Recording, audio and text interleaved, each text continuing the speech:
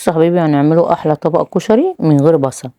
انا كانت بنتي عايزه كشري وما كانش عندي بصل فقلت اتصرف يعني. بصليه واحده صغيره هعملها طبعا دي للطماطم للتسبيكه.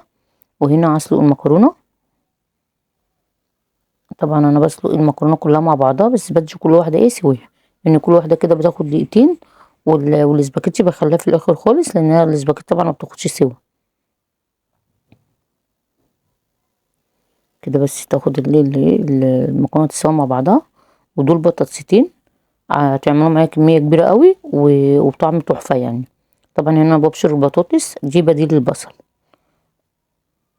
هنا المكرونه بس دخلت في السوا، اصفي المكرونه ونكملوا البطاطس. بص يا حبيبي البطاطس هحط عليها معلقه ملح كبيره ومعلقه مرقه وخل، يبقى انا هطعم برضو البطاطس بتاعتي بمرقه ملقه فوريه. عندك مكعب حطي المهم ايه طعام البطاطس. انا حبيبي بقى التسبيكه بعمل بصلايه وطماطم وقرن فلفل وهضربهم ضربه كويسه ايه في الخلاط. ده قرن فلفل حامي فمش هحط برضو ايه شطه. هنا بقى حبايبي حطيت معلقتين زيت وحطيت طماطم اللي انا ضربتها في الخلاط، واحط مرقه واحط فلفل اسود واحط بابريكا وبعد كده احط رشه سكر وورق غور. يبقى انا حطيت فلفل اسود ومرقه وبابريكا وورق غور. هنا طبعا دي رشه السكر وبعد كده احط معلقتين صلصه كبار واحط معاهم حبه ميه واسيبهم بقى ايه يسبكوا مع بعض.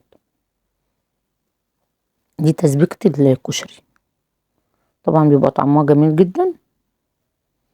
هنا حبيبي اعمل بقى الرز بالطريقه العاديه خالص لان انا هعمل العدس بجبه بطريقه تانية حلوه برضو هتعجبكم.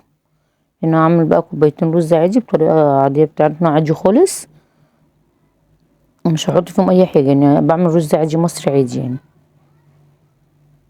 واحط طبعا الرز واحط ميته واسيبه ده يستوي ايه مع بعضه.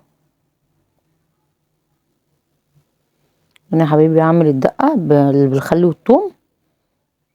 دي كده حته تومه كبيره مع معلقتين زيت وبعد كده هحط كمون وكزبره وحبه ملح.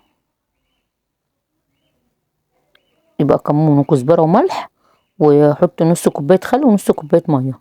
دي الدقه ام خل وثوم. انا بحط برضو بحب احط مع الخل ميه يعني مش بحب اخليه خل كده، لازم برضو بحط ايه مع حبه ميه.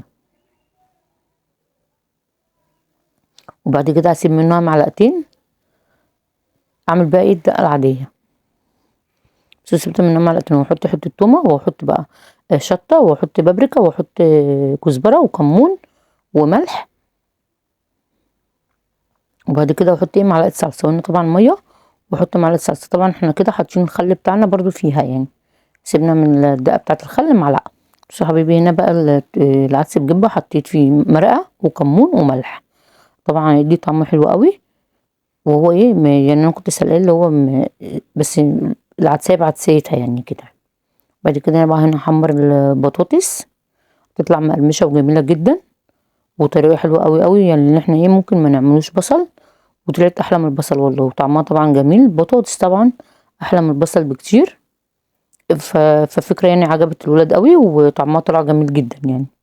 والبطاطستين عملوا معانا كميه حلوه قوي يعني فكره حلوه كده برضو قلت ايه نفيدوا بعضنا بيها يعني.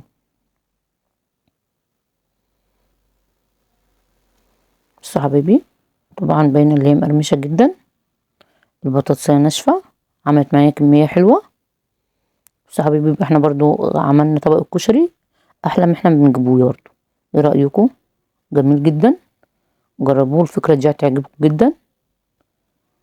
بألف هنا وشفا والسلام عليكم ورحمه الله وبركاته.